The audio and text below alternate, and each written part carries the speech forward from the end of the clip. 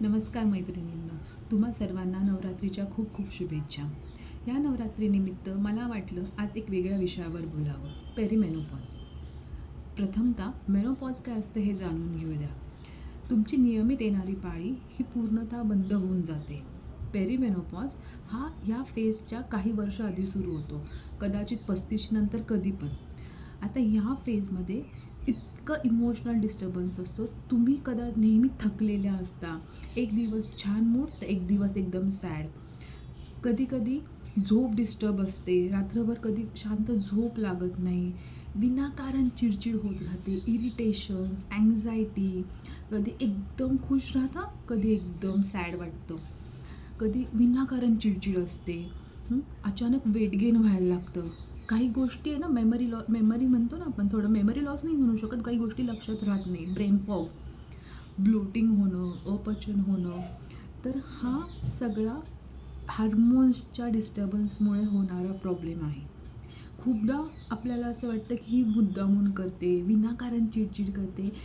कधी-कधी एकदम शांत राहणारी मम्मा अचानक चिडचिड करते, विनाकारण छोट्या गोष्टींवरती.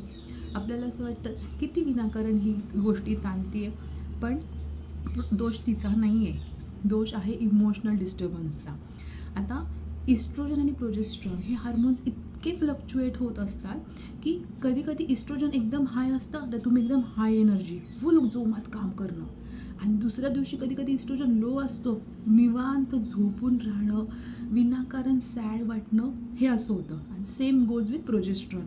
प्रोजेस्ट्रॉनमध्ये फ्लक्च्युएशन आल्याने, प्रोजेस्ट्रॉन हा कामिंग हार्मोन आहे.